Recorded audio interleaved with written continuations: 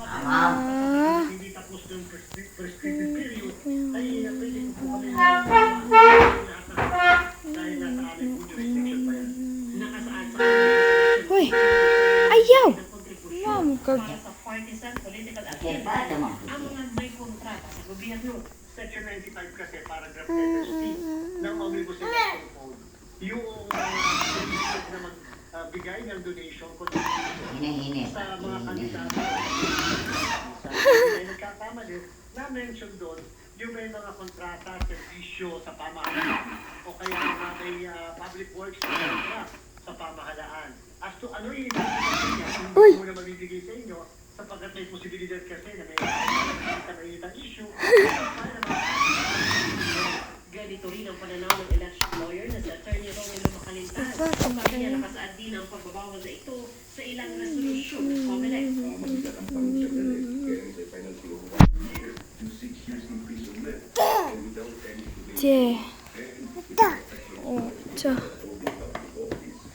sabi ni Macalintal,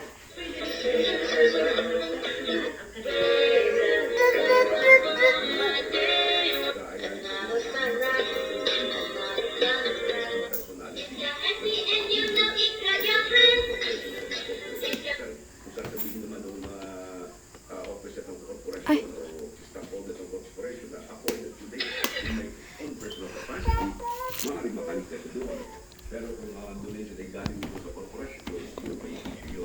Sinusumbungan pa ng GMA Integrated News na makuha ang money ni Escudero. Para sa GMA Integrated News, Pistik.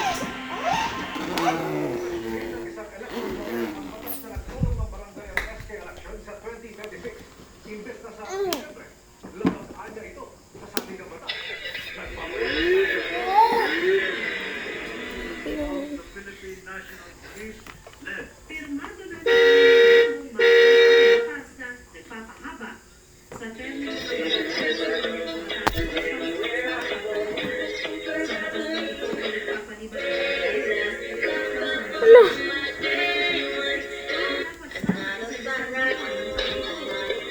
matapos ma-publish sa Official Gazette at Newspaper of General Circulation. Pero ngayon nakahanda na ang election lawyer na si Romelo Macalintal na tumulong sa Korte Suprema para maharang ito. Anya, dapat sa saligang batas ang pagpo-postpone sa eleksyon.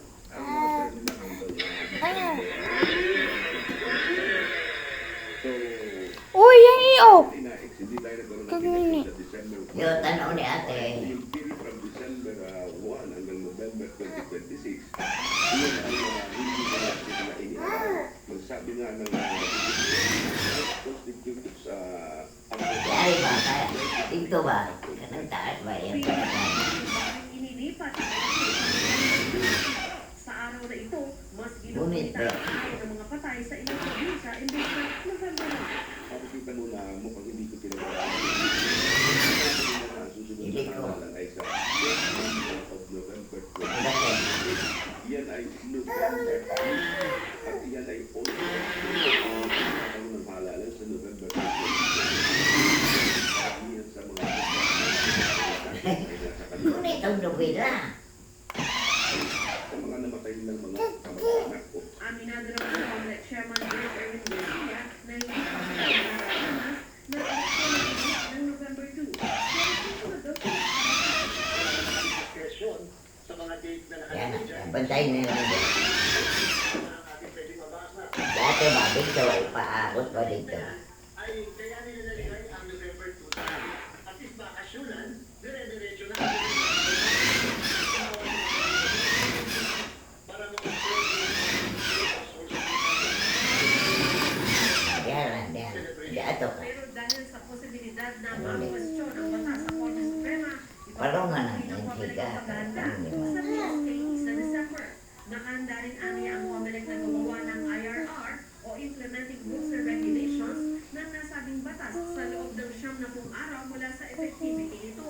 Pero kung tuluyang ma-postpone ng BSKE para sa susunod na taon, ay kailangan aniya ng dagdag na budget ng COMELEC.